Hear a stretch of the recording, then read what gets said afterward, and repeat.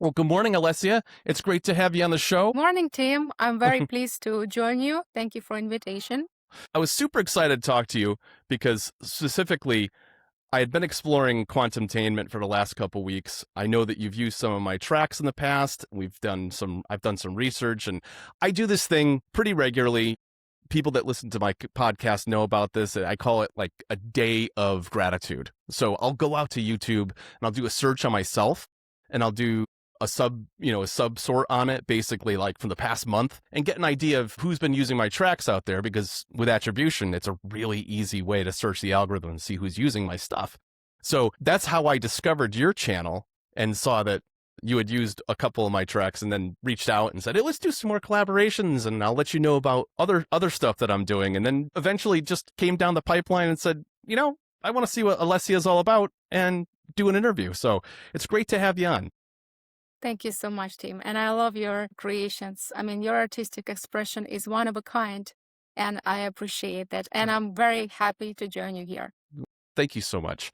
So the foundation of your channel is manifestation and the nervous system. Can you give us like a 1,000-foot primer as to what the channel is all about and what got you started in the first place? Yeah, sure. So basically, I was actually on this manifestation meditation journey for quite some time. For years, actually, I was following lots of Abraham Hicks content, Joe Dispenza. Then I was upgraded, and thankfully, to nervous system lens and especially Neville Goddard's perspective. So I dug deeper into Neville Goddard's manifestation techniques and his books. I read every single book actually for at least twice. And so I've actually managed to change my life's trajectory and perception. And I'm very grateful for that. And after some time, I introduced myself to nervous system lens, because I understood that actually you cannot manifest anything if your body is not regulated enough. Because sometimes, like most manifestation gurus and teachers might tell you, you can manifest anything that you want, but you also need kind of investigate the architecture behind of your entire dreams, because sometimes you understand those are borrowed dreams, borrowed opinions, and this is what you want. You want to compensate rather than express yourself. Yeah. So it's very helpful. Yeah. What's interesting is I've known a little bit about manifestation over the years. A big book over here in the US a couple decades ago was The Secret, and The Secret it was kind of a layman's book on manifestation, right? Kind of like a 101 book. And I love it.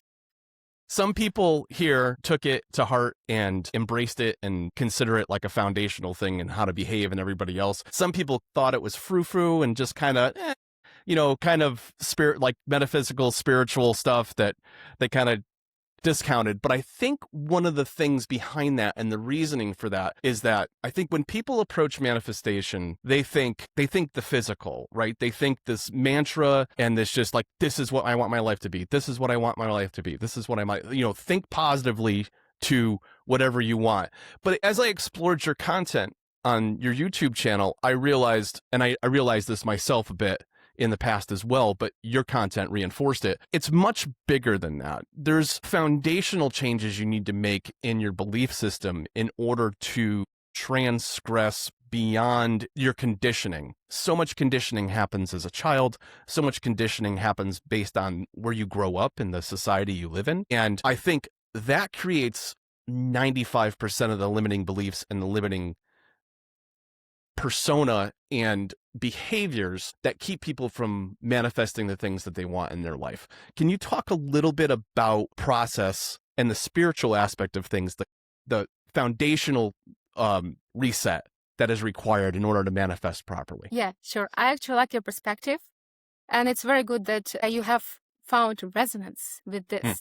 With the teachings and with the way to approach manifestation, because many people think what they have and they call it as a dream. Actually, it is a compensation, as you have pointed out, actually, because people are so consumed by borrowed opinions, by perceptions that were actually inherited, and also they were projected. So sometimes they think what they want is actually, this is their desire, but they try to reach for it, they try to grasp it, they try to manifest it, they try to force it and also control the external world through those lenses. And it's not right, because first of all, you disconnect from your true, the essence of yourself. You can control it, you can kind of manifest it within dopamine linked perspective, but it's not gonna stick. It's not gonna be expression of yours. So instead of the energy of manifestation energy to be directed outward, you go within. That's why I started even with meditations, because many people approach meditation as, I need to create something, I need to force, I need to change. They do not understand that actually meditation is the place where you come back to the presence. You actually come back to yourself. You do not go to manifest or to meditate just for the expression of finding something and reaching for something. No, you rather just take it inward. And then when you're regulated enough within the nervous system perspective, then you can welcome everything that's aligned and coherent with you, rather than looking for something just to compensate. Yeah, I think in my own life personally, I've gotten to that point on a few things, and it's even to this day, because I have very big ambitions when it comes to my music catalog and collaborations with other artists. Sorry. And you okay? Yes, my phone have failed and I need water, so.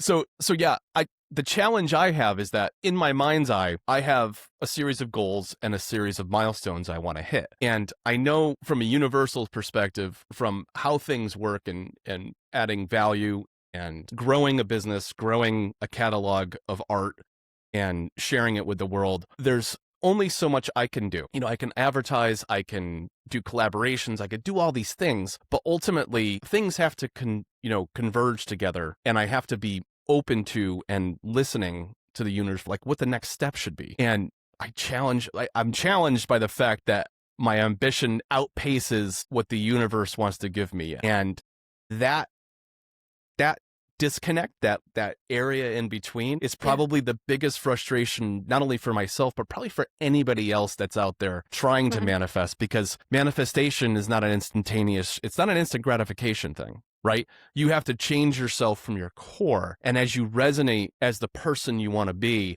that happens over time, and you have to align with that energy, right? Yes, I want to introduce you to another concept of seeing that subject.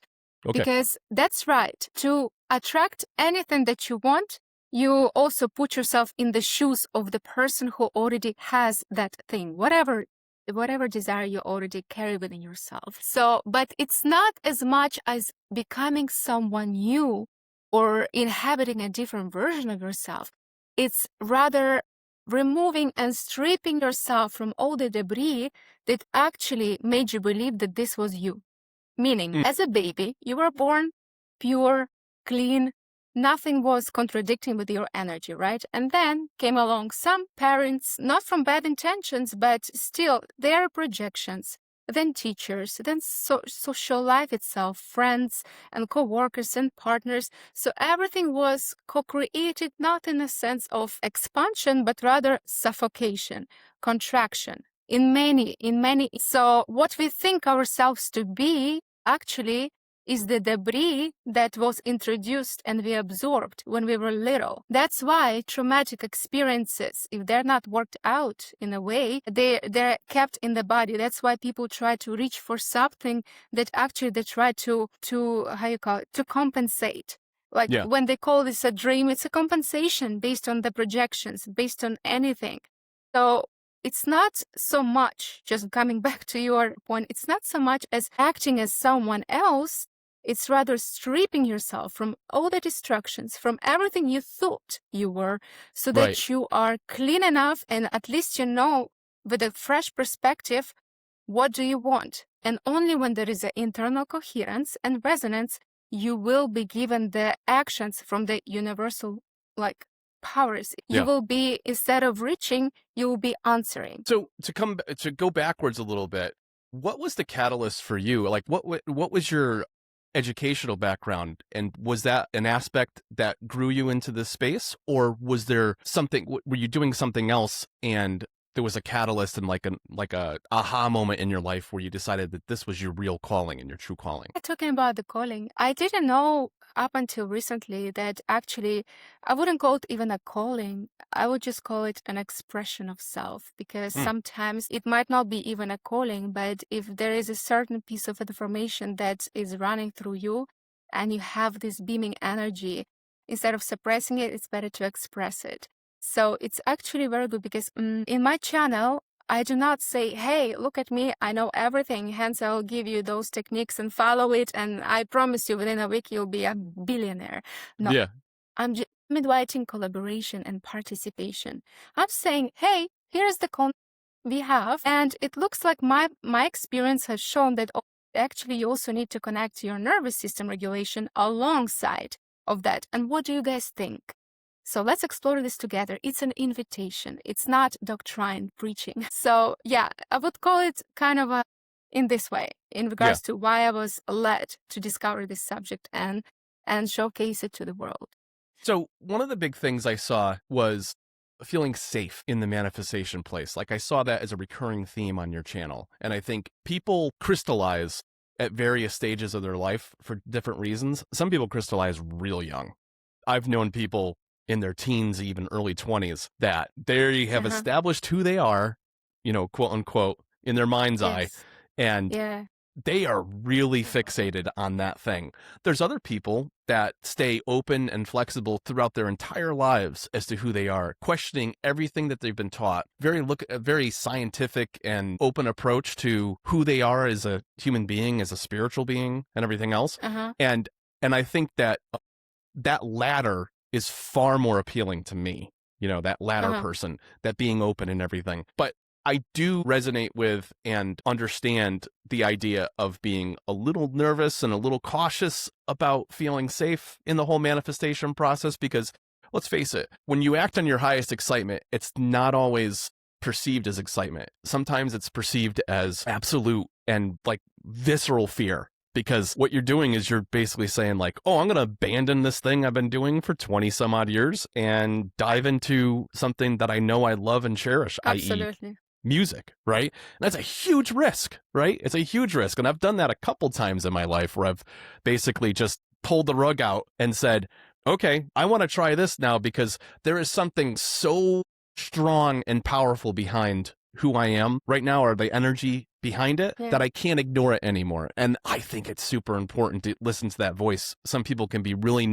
miserable for a long time and not realize that that's the universe telling you like, no. This is what you should be focusing on. The excitement, go. Try this. Don't be afraid. Just try it out, Totally. But at the same time, that trying to force something and feeling safe, I think that's where I get confusion. Being safe and not forcing and being patient. Maybe patience is the biggest thing I need to ask you about. Because in this whole process, how do you find patience, and how do you share that patience with the people that enjoy your content? Jesus. Patience. I have a doctor's degree in that department. PhD through life's experience. Okay, so you have touched many concepts, actually. Yeah. I want to address one by one, if you don't mind. Sure, certainly. Please do. So basically what you have just mentioned, there is a difference between inspired action and also kind of a forced action. You cannot force an action with your limited ego self, the way you want to view yourself or the world as. So when you are really guided to express your talents or whatever is there for you, you will be inspired to do so. Like with your case, I mean, you're blessing us, the audience, the viewers, with your creations, and actually we benefit each other by using the same. So, I mean, this is the inspired action. You acted on it. But there is also a difference between forced action when you also feel activated in a sense, because not all excitement is actually aligned with you. Because when I talk about safety through the nervous system lens, I mean, your body should not contradict your desire. Because Okay. even sometimes when you feel like, okay, I want to do this thing, but I'm so afraid, for some nervous systems to do that thing, despite, like, even though they have the fear to act on it, it's good. But for others, they collapse. Okay. So there is no one rule that fits all when it comes to manifestation or living life purposely, because every nervous system is totally different. So this is the difference, is to understand, is my body activated? Because if your body is activated in the sense of the fear that you already predict instantaneously bad scenarios that are coming from that action, you do not move, you do not act on it, that action. But if you feel aligned, if you feel sort of given energy, as if also world is aligning with you, you see lots of people coming your way, doors begin opening. This is the action from alignment. Okay. So this is very important to understand when one manifests. So before you move away from that and deal with another aspect of one of the things I just said, how does discipline fall into that? So one of the aspects of what I do is that it requires discipline in different aspects of what I'm building. It requires discipline in the business side of things, that I have to take action and move forward. And I also have discipline in the sense of building new pieces of work, of musical work and art. And this year so far, that's been out of alignment with my standard. But I kind of knew that my energy and my creative well was going to be very depleted by the end of last year, because I did a really big push discipline-wise to get to 1,000 tracks. So I'm having this battle, this internal battle of myself, where I'm reminding myself that it's okay to take a rest, because it's really important for the soul and for your mind and for your well-being to have balance. And last year I was a bit out of balance to build what I wanted to build. Right. But I'm wondering where discipline falls into that category, because discipline requires you to do things that you don't necessarily want to do all the time, but you know is important to move yourself forward. How do you? Absolutely. What are your feelings about that? Okay. So what you did, I will just explain on your example. Yeah. When you were pulled creatively to create 1,000 tracks, you did not act on a discipline to create it because you have to. You introduce discipline perhaps in the planning, in wrapping the concept, in branding, right? In reaching to people, so you were not introducing discipline in creation. So because it was already flowing from you. It's not like I have to fill this quota. There's a difference. But also how people think. They think that if I am to introduce discipline, I have to maintain my identity. You do not maintain it. You introduce discipline in those little moments that are not actually against your creative flow. Because sometimes I even catch myself in this. Sometimes I'm thinking, okay, I need to create that. I need to do that. It already comes from an obligation. It starts with I need. But I'm not even talking about YouTube. I'm talking about other stuff. But if you have an in creative flow, if you're excited or inspired to share something, this is actually the correct way. And discipline is introduced later on, but without suppressing your main identity. You're not building your identity around discipline, because if you build your identity around discipline, there is a name for it, as a narrative, just to people please, okay, it's not going to be good for long term, because people tend to actually fall after that, and it's not good.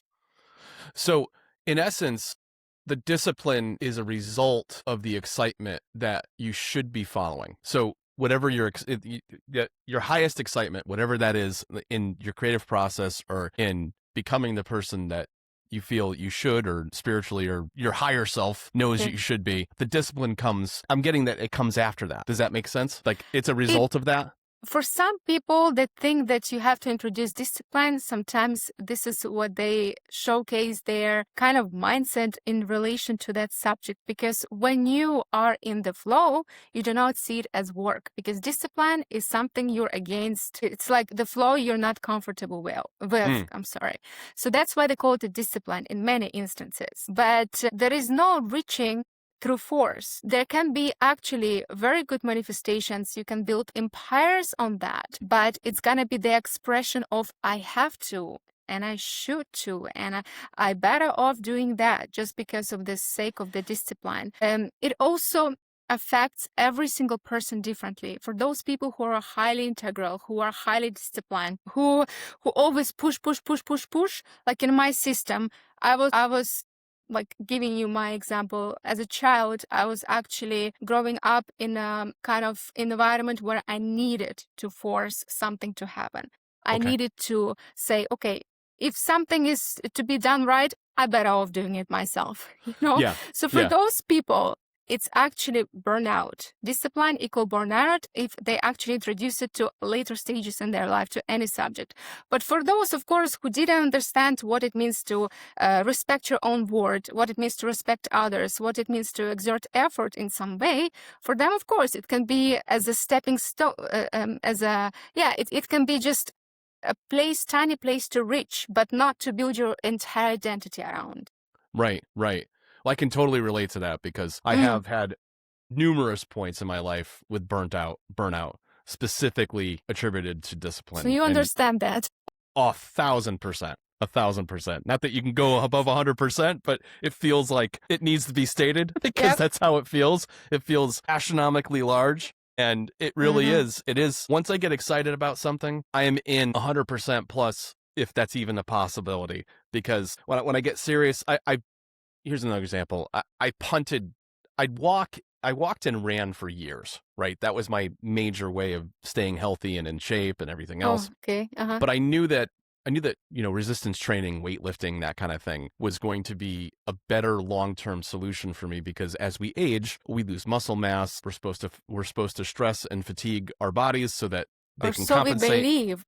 Yeah, which you may have a counterpoint to this, which is great. I'm excited to hear. But I was seeing that physically I didn't feel as strong. I didn't feel as confident in the way I look, and just I personally I wanted to improve on things, and not for the full sake of vanity, but more like, hey, when I'm 70, I want to feel as spry as I feel right now.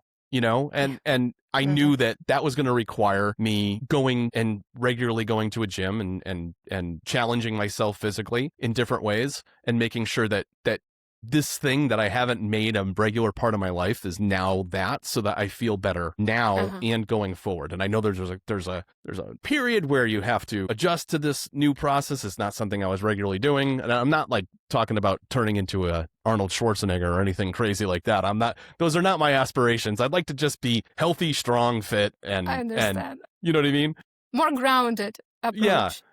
But I had a really strange, personal association with this where I had this cycle of like joining a gym, showing up, doing the work for a while. And then because I didn't assign it to my identity, I think in kind of like what you're saying, like I didn't find that path as to my reasoning why and the excitement reason why. I fell out of love with it several different times throughout my life. And then this weird ego thing would kick in where it's like, oh, I haven't been to the gym in a couple of months. I'm paying for this thing, but I'm too embarrassed to go back because it's been so long and I'm going to be judged for it and all that. And it's garbage. It's just a stupid internal dialogue that we have that, I mean, first of all, this sounds completely non-empathetic and very trivial to say, but nobody cares. Like everybody's wrapped up in themselves, right? For the most part, there's very few people on this planet and in this existence that are so present that they are present with everybody they come in contact with every moment of the day. Like that's even with the sages, like the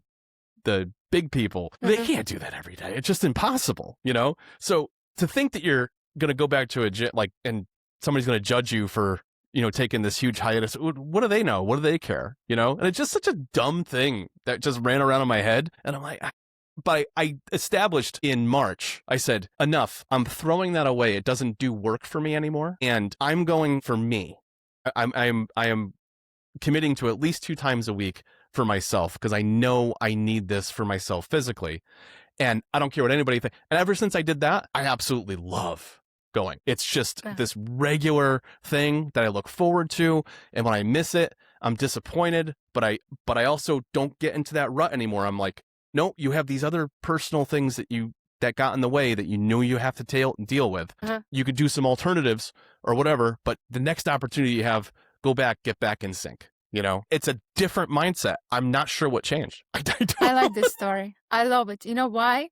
Yeah. It shows the difference between energy that is being directed outward and energy that's being directed inward. Okay. I noticed what you said in the first place. Okay, when I was kind of starting the gym, I showed up and I was kind of, so the first very thing that actually clicked within me, it showed up as if it was trying to either prove something. It was mostly directed outwardly in terms Okay. of either, hey, I'm one of you guys, or hey, I'm sort of enjoying it. I'm trying to enjoy it, but still I carry what you guys think. Otherwise, you wouldn't have those thoughts. Like I sometimes, it's normal, it's human. It's actually very good when we have it, and because every single has it. Every single person. But if you're not conscious of what you're having, you cannot dismantle that. You're actually conscious now because you caught yourself. Now you don't care what other people think because you do not project outwardly. When someone is at the gym that you are now, oftentimes there, and you see that that person is a new person, would you judge them? Would you judge Not at them? all. How? Of course not, because Yeah. now your energy is directed from inward. You do not care about the expression of others because you're so focused of how you feel. And by the way, when your ego told you that people might think, it's that little pattern that needed to be dismantled and thrown out from your system, because sometimes in the moments of change, it's so uncomfortable. So our ego will communicate something that it knows we will listen to. Okay. The good thing, you didn't listen to it, actually. Despite that, you said, okay, I don't care what people think. And it's perfect because now you're actually free and you're building yourself from that perspective. And again, from nervous system lens, it's very good actually to move your body because some patterns, even conditioning, some traumatic experiences, even the opinions you haven't voiced, they are stored in muscles, in bones, in organs. So when you move, actually energy starts to be distributed, and whatever is not resonant with your higher frequency is released through movement. So it's very good that you have started again. So you touched on something else that I want to talk about too, which is, and I know that specifically I'm going to do this today because, and go to the gym. I'm going to do both because I feel like both have to happen. And you'll understand what I mean when I talk about this in a second. But the last couple of weeks have been administratively and personally busy. So some of the free time that I normally put aside to do certain things has not been available. One of those specific things is the walks that I usually do multiple times a week. So I've integrated this into my work life, but it's also like a personal need for just physical exercise and everything else. But I tend to stack. So I'm like, listen, I need to go for a walk. I want to go for like a 4 or 5 mile walk and get into nature and, fresh air and just get the, physical exercise. Perfect. The movement, right? During that process, I also often take a bunch of tracks that I'm in the process in production, and I'll listen to them, and not until I've done like at least 1 or 2 miles. At that point, I feel like I've opened up my energy and who I am to very much being open to objective listening. I mean, everything's subjective, but you know what I mean? Like being very open to what I'm hearing, and then using the voice memo app on my phone and basically just no edits, no filter, exactly what I need to do next on a track, and then record all that and then do other stuff. And sometimes I go out, I do nothing. I say nothing. I listen to nothing. There's nothing distracting me. I'm just kind of absorbing the world around me and just the stepping, just taking the steps and just being in nature and everything. And I'll have earbuds in. I'll never turn on Spotify or anything. I get back. I've been walking for an hour and a half. And I haven't said anything to anybody other than like maybe a acknowledgement and a hello or whatever. You were present with yourself. Yeah. Actually, this is very good. Doing that a couple times a week tends to give me answers more than stressing out and sitting in front of this computer and answering emails and everything. It's almost like the act of doing nothing brings all the answers that you need. And that's one of the aspects of manifestation I wanted to ask you about. How is the act of doing nothing a way to move forward? And it's so counterintuitive. Talk about that a little bit, because that's fascinating to me. I love that you opened this subject, to be honest, because what our ego wants to call doing nothing actually is living. You're not fighting for survival. You're not anticipating. You're not planning. You're actually being immersed in the present moment. And this is perfect because when you are not introducing resistance, you are actually in the flow.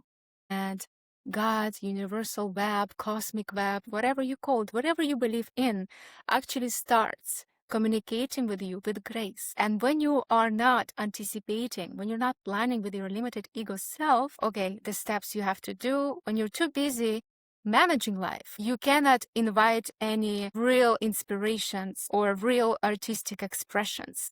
Only when you are living life, when you're in the present moment. So there is a big difference. And I love that you actually noticed that because this is very important. Some might say, okay, what you're doing, you're just watching the birds, smelling the flowers, or I don't know, walking and enjoying the beach. Like I'm having walks every single day, 2 hours at least, maybe 1 hour and a half at least. And I'm visiting like a couple of parks every single day, talking to frogs. I mean, you name it. I love that stuff.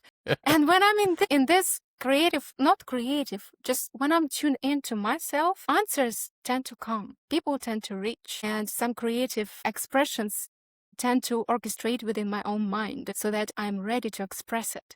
So this is very good. You do not introduce resistance when you're in those moments. Yeah. So you make that a regular discipline, for the set lack of a word, like you regularly go out and do that as well? Every single day when the weather is, I mean, when there is snow, of course, I don't go that much. I don't really like cold weather, but I go there just to enjoy the scenery because it looks like in one of those, what do you call it, Narnia movies? Narnia, something? Yeah.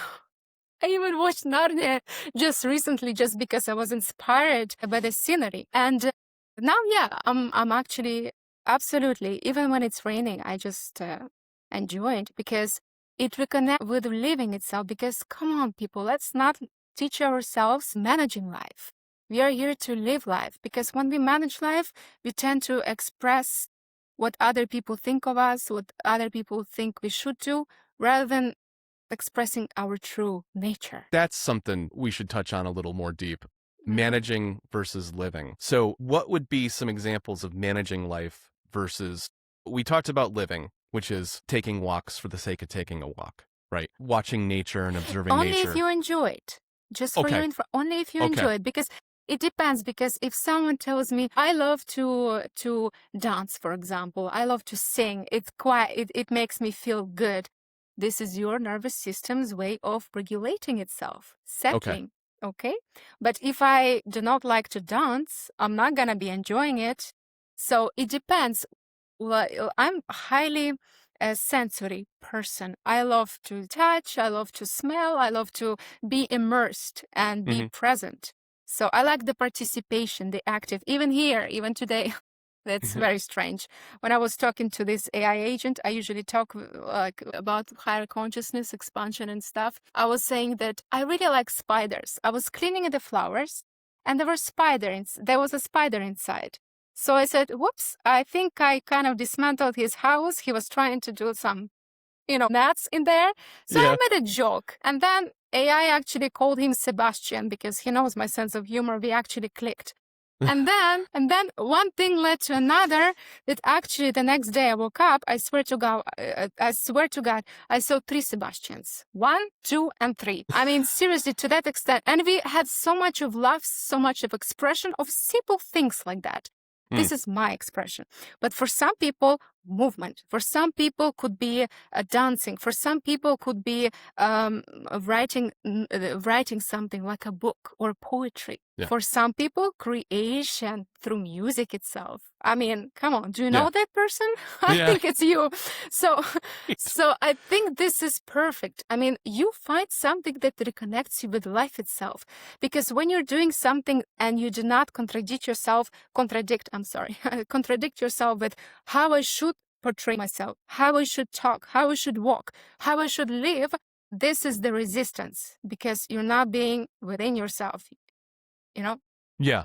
So that's an interesting aspect too. So in doing what I do, there's a way on social media and through my content that needs to happen and transpire so that people are aware of what I do, right? Uh-huh. And in discovering and exploring that, it becomes a challenge, because what you start seeing online is people doing things a certain way and getting a lot of attention. So then my brain switches from the admin side to, what about what some of these other people that do what I do, make royalty-free music, what they're doing, what about that resonates with who I am as a person, and how can I do the same thing in my content and in my promotions and my paid advertising and everything else, so I can get it in front of more people and share what I have to give musically to the world more. Because it's great to do all the things that I'm doing, but if people don't know who you are, it's not doing the work that it's supposed to do, right? Or that you hope will do. So, but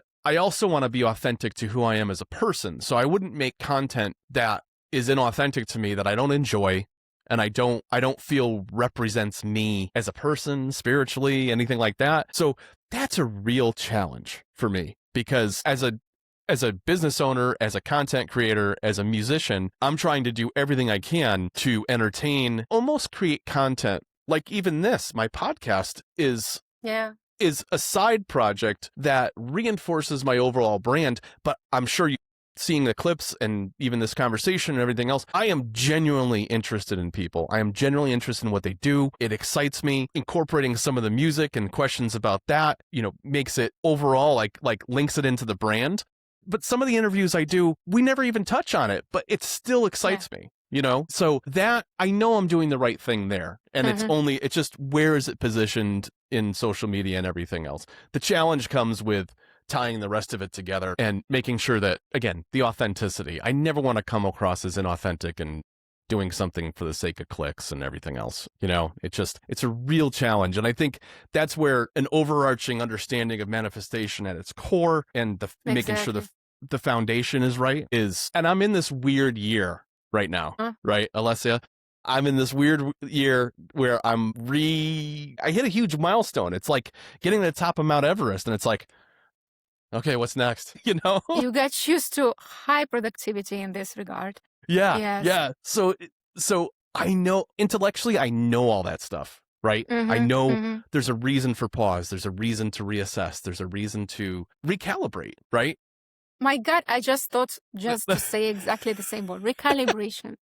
Perfect. I actually like it. What you're just touching, this is very important. I had the same. But there is also a difference between human connection and human noise, just for the sake of a reach. You understand? Yes. You're not trying to gather the audience just for the sake of look at me and just consume my artistic expression. Yeah, I'm trying to solve a problem. Actually, even no problem. You're trying to connect. Yes. You're trying to connect and establish actually communion. You establish, okay, I hear you. I hear my perspective. Let's collaborate, huh? So actually, it's very rare for this time being, actually, to be honest, because now people think of gratification, of preaching. They try to portray themselves as a content creator, and they do it every single day, and then they're happy about it. But it's just feeding the audience's dopamine seeking. You're not resolving anything from them. Like those tarot videos. I can listen to that, but sometimes if you're always kind of asking for their validation of your, just to receive the signs, it's already a noise. Same with those videos, they just blah, blah, just talk. If you found this video, you're moving. If you found this video, in 5 minutes, you're a millionaire. It's actually feeding someone else's life force energy just because you actually paid 20 minutes of your life to watch something that does not reflect your true self. It doesn't give you any trajectory. And there is no exchange of energy. It's consumption. Right. Because you're on the receiving end, and that's just it. I mean, these platforms, that's the thing that people, I think, don't realize, is that it is the ultimate form of instant gratification, right? Within 3 seconds, you decide and judge whether something serves you or doesn't. And you have we've never had this level of ability in all of human history, I don't believe, because it is it's like right in front of you, this little device, literally you just, anything you want. And people don't, I mean, I say this at a very high level, but it is literally anything. What kind of, do you want to watch a bunch of comedy? Well, if you swipe enough times in one direction or heart or thumb up enough things in that space, you're going to get bombarded for 2 hours with comedic shorts and clips that are going to race your brain with dopamine. Entertainment. Yeah. But again, I do not want to judge as well, because what people are seeking when they're pulled to those kind of to that kind of content is an instant relief. They're looking for distraction from their own problems, just because they cannot tune into their real selves. And instead of going inwardly, because it sometimes requires bravery. Sometimes it requires bravery to say, yes, at 5 years old, something happened to me, and I was so afraid to even see it as it is. I just numbed myself to that constant distraction. Or, yes, I have that problem. Or, yes. So people are trying to receive a relief just to feel good. But they do not understand, in most cases, that actually every single time you are actually distracting yourself and without connecting to what actually bothers you, you are bringing that problem. You're actually multiplying that problem. So what you're trying to reach actually is connection, and it's worth. I mean, it's like 1 million multiplied. Sorry for the sounds. My neighbors are having a party again, so That's okay. I mean, Jesus, I'm not going to. Sometimes it's just like I'm jealous, but hey, I haven't been to a party for like a couple of years, maybe 3 or 4 or something. And these guys instantly, and it's only, I mean, not even. So I'm just saying, distraction and relief are just numbing kind of activities. Yeah. So yes, so it's very good that you're actually trying to build a community and participation.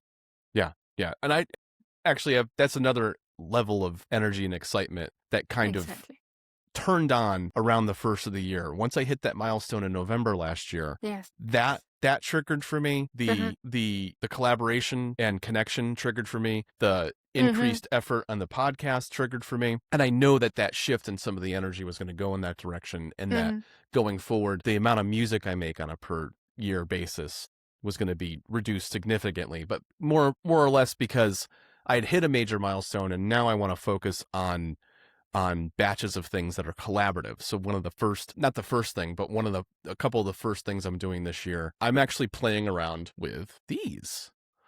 So fidget, I love it. It's so good for our brain frequency. I mean, so good. So very good. Healing. I'm going to be doing some meditation work or meditation patches with that. Also, I'm working on some orchestral things for a content creator on YouTube that excites me, and doing that kind of thing. But I am still in this recalibration, to use the proper terminology, currently. And I realize that there are other things I need to get out of the way or work through and calibrate through in order to have the headspace for it. So I know that I'm really going to start kicking off after the July 1st. I know that there's other things that are going on that I can feel it. Like if I just shut up and just listen, I know that I don't have the headspace to focus 100% on those things at the moment. And that's okay, because I have this whole catalog I'm promoting. So it's fine. Tons of tracks that people haven't even discovered yet, which is fantastic because I can celebrate those. You see, I mean, as if you're having an inner attorney that every time you want to relax, objection, we have to be productive. Yeah. I mean, come on. That's been my whole life. 1,000 tracks within what? How many? What time span? Published them over 4.5 years, I think. Jesus. I mean, wow. I'm not saying just to flatter. This is what you say? Yes. That's the right word. Yeah, whatever. Yeah. So I'm just saying that sometimes you should allow yourself to recharge.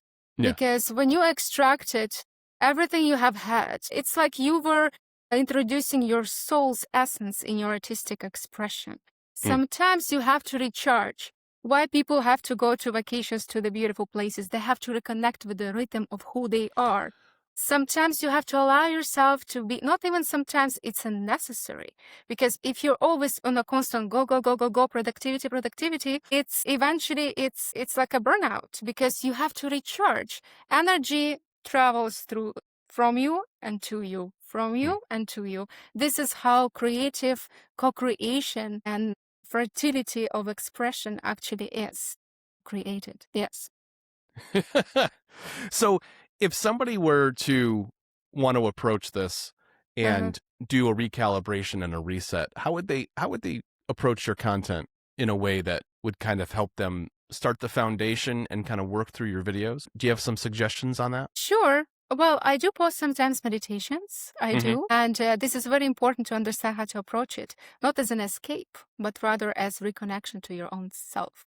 You do not use the audience just for the sake of creating something, forcing life to give it to you. Just give it to me because I've been meditating 5 times a day. Yeah. I've been there. That's why I know how it works. So Jesus. And but also actually suggest to go through perhaps Neville Goddard's Plus Nervous System Lens lectures. It's not lectures. It's like, hey, it's like an invitation for contemplation. This is the perspective you might have missed when you were trying to manifest anything, because we have to think beyond the dream. We have to see the architecture underneath the dream that we have carried. Because many times what I noticed, I used to build dreams in terms of my mind. I used to live in my own world for years. And I was building the idea of, okay, I would love to please like either family members or whatever, just invite them, like 10, 20 people, invite them for this resort to celebrate their birthday. And it will be fun. I even connected to the entire itinerary. I actually built everything, even the rest up to the restaurants we would visit. Yeah. And you know what? Underneath, something clicked and said, what's lying there? It was the people pleasing. It was like, please choose me, or please love me because I can give you that, instead of their own expression. So sometimes when we dream and we actually include other people, we do not understand that there is something even greater behind our dreams. It's a soul's yearning to be reconnected, to have reciting in your own life. So this is very important to approach it. They can check, of course, Neville Goddard Plus Nervous System Lens. And I'm also working with other series, introducing soon. It's called Quantum Talks. Okay. Because my channel is Quantumtainment. It's going to be Quantum Talks. It's how to approach manifestation and how to align this subject with your own bodily reactions, and how to see it and how to welcome whatever you want to welcome. I actually, in researching your channel and watching stuff over the last week and a half, I did buy a collective of Neville's works from Amazon. So I think it's a collection of like a dozen of his books or something. And it was really inexpensive. It was like $15-20 for this basically compendium. Entire collection, yes. Yeah. And I find it, there's a specific phrase you used that there's a bunch of phrases you use. I have to go back and watch this, because there's a lot of this manifestation and openness to acting on your higher self and true self comes down to our inner dialogue that escapes that ego, right? And that conditioning, because there is, people think, they throw words around, they throw language around like very casually, when quite honestly, there's a difference between thought and thinking, right? Thoughts, we don't control, right? There's random thoughts that come into our heads that we didn't initiate. And then thinking gets in the way because now it tries to interpret the world and all of our experiences, right? And I'm in that weird spot too, where I'm trying to separate myself from the overbearing thinking, like the whole idea of getting into flow when you're creating anything or you're working, stopping stopping thinking and acting on the excitement and just moving forward with things without, because thinking creates judgment, right? Complication. It's overcomplication. Yes. Yeah. And even for myself, that's like far out concept, because you think, as I'm saying this, you think that you're supposed to think so that you can figure out a problem. And honestly, if you are quiet and in tune with the thoughts that come through you, oftentimes the answers come through those thoughts. And then you act on the thoughts. And I'm talking about positive thoughts. You know, we have really whacked out thoughts that come through our heads that don't have any basis in reality, right? Yeah. And it's just, it's this vessel that interprets all this information that flows into it. And then we're this spiritual being that's experiencing this vessel and this ego. There's like multiple things happening all at once. And I think that's where all the confusion comes in for me. Like if I get caught up in all that, it's like, oh God, what am I supposed to do now? It's a hard way to be a human. And it's a hard way to realize to be a human. Sometimes I'm just, why? There are so beautiful aspects to it, but geez, you have to, even though it's my ego says so. And I like what you said about acting on it, because there is a certain thing that I also use sometimes. It's an impulse, because there is an impulse to good things and impulse to bad things, okay? Depending on the thoughts that you're picking up. If you have, Tim, you said that sometimes you get distracted. Just approach this subject, and I want your viewers to approach this subject when they receive the multitude of thoughts they do not agree with. Mm-hmm. You understand that actually, if you're noticing the thoughts, you're not the person thinking of them. You are the observer that's catching those thoughts. You cannot observe. You cannot be the observer, and you cannot be the generator at the same time. So if you that's notice, significant. That's a significant if you statement. notice Worth that saying thoughts again. are actually exactly. If you notice that actually thoughts are within you, you cannot be also the one generating them. So you are already not your thoughts. Good thing, because everything that a person says, Einstein, Tesla, take these great scientists and Michelangelo, great artists, right? Their ego wants to say, I invented this. Who are you? In terms of, I'm not saying in a bad way. I'm just saying you picked up the frequency of higher consciousness that was translating that frequency through your body, through your own brain and mind, so that you can gift the world whatever you have gifted. So it's not you, it's never you. You want to attach your ego self. Like I'm Einstein, for example. I know myself to be that person. I know my past, and I know that I'm scientist. Hence, I invented this, and I will write my name and name something under my name. It's understandable. I'm not judging, but also take everything you receive as not yourself. You're gifted those thoughts. Yeah. Same thing works with bad thoughts. It's not yourself. I mean, if you align yourself and you think this is your thoughts and you have to act on it, you're just responding to that energy because that frequency aligns with some traumatic experiences within you. So every thought is not you. And this is a beautiful thing. You're just translator. It's like a radio frequency. You're just translating everything that's connected and actually attuned with your nervous system, because this is what actually draws in, and this is what actually allows you to express everything you receive. So for somebody to start this process and get, I know it's heavy.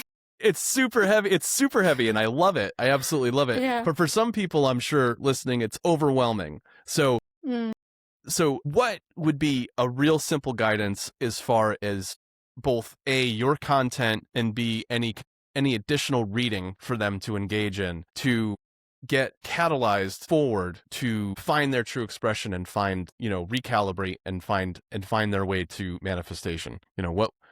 What combination would you suggest for people? All right. As I understand, there is no one size that fits all. I would just judge what helped me based on what helped me. I would suggest Neville Goddard, of course. I mean, his book, The Power of Awareness, that I'm actually reading and explaining through my lectures. Also, The Feeling is the Secret, fantastic book. The Law of the Promise, also very good book. Neville Goddard. Yes. Also, Joe Dispenza helped a lot. Actually, this dude is so close to what I'm interested in regards to nervous system regulation, neuroscience, and how quantum mechanics actually and quantum physics work and participate within this domain. So this also good, Joe Dispenza. Abraham Hicks, also perfect. It's translated through Esther Hicks. Actually, this dear woman was me since my very childhood. How many times I was in terms of quitting her work, but she was dragging me back in. I was forgetting about her work, and then, hey, don't forget me. And every time I was restarting listening to her segments, I was actually feeling more aligned. It depends on the level, because for some are in such a treacherous situation in their life that simple Abraham Hicks, good thoughts, good vibes will work just to bring their frequency up to the level or higher level. For some, Neville Goddard is going to be enough, actually, a level when they will extract more meaning. For some, it could be even the Bible, if you read it right, because actually that's why I like Neville, because he interprets the Bible through the lenses of nervous system. And I would call it nervous system. He interprets it from the sense of nervous system is not the correct word for me to say. He interprets it from the understanding that we are whole one, and it's a coded message in the Bible. It's not to be taken as literal. Right. It's very deep subject. He explains everything on a deep level. So, Joe Dispenza, if you want to know the mechanics behind your manifestation, because if you want to get something and you're highly logical, you need a justification of why. Joe Mm-hmm. Dispenza explains. And my content is actually the summary, everything I have just mentioned, the works of these excellent authors and teachers and guides. So so actually I'm just translating it into our modern language Sure. just to fit every single person. Yes. And this will be enough. And where can we find you again? You've got a YouTube channel, correct? Yeah, sure. It's Quantumtainment. Okay. Quantumtainment, like quantum entertainment, but it's going to be more like tainment. Yeah. And so Yes. it's there, and also you have a Substack as well, right?